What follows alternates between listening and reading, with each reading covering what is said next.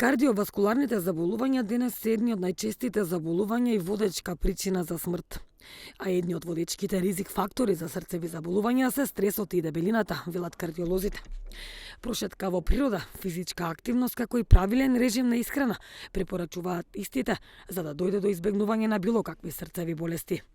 Втор ризик фактор кој што почнува уште од мали нозе да се случува е дебелината. Значи, ние го заборавивме правиот начин на исхрана. Се посегна по фастфуд храната, по сите оние крекери, грицки, кои што за жал, освен лажни калории, кои што наталожуваат телесна тежина, немаат никаква основа и не представуваат никаква основа за здравието на еден човек.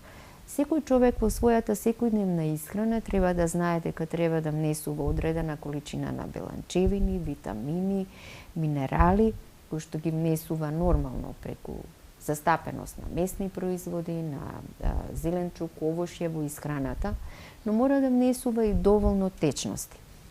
Заедно со неправилната исхрана и недоволното внесување на течности условуваат да во крвта станува погуста и да настане згручување на крвта и да настануваат така наречени тромби, кои што особено се чести во летниот период ради високите температури, губитокот на течност преку потење кај пациентите.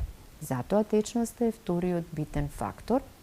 Третиот битен фактор заедно со појавата на обезноста е неправилниот распоред на исхраната. Прекумерно гладување и наеднаш внесување на големи количини на храна исто така е многу штетно, посебно во вечерните часови. Појава на замор, малаксаност, губиток на кондиција, стигање во пределот на градите, неможност да се обават секојдневните активности, се само некои од многуте тегоби кои укажуваат дека можеби се работи за некое срцево заболување, велат кардиолозите.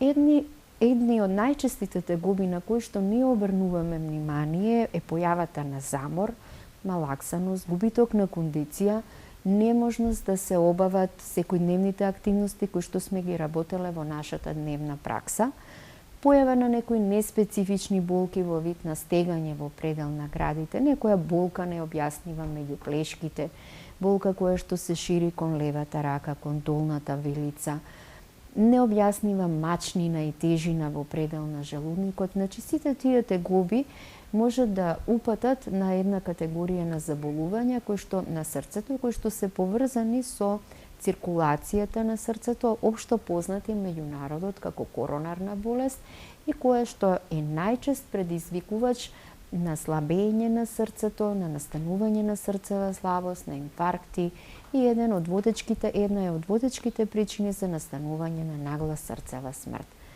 Втора категорија на тегоби која што треба повторно да обрнат внимание пациентите е појава на неправилна срцева работа, или често пати знаат да се пожалат, нешто како да ми прелапа во предел на душникот тука горе кај ова, некое прескокнување. Тоа е поврзано со ритм промените. Позади тие ритм промени може да стои стресот и секојдневната напнатост во тек на работата и секојдневниот живот, но не ретко, се во позадина и заболување на срцевиот ритм на пациентите, кои што исто така си бараат своја диагностика. Со мали животни промени може да се намали ризикот од срцеви заболувања, избегнување на стрес, контрола на телесната тежина, консумирање здрава храна, физичка активност и редовни лекарски прегледи, препорачуваат кардиолозите за да се избегне појава на било какви срцеви заболувања.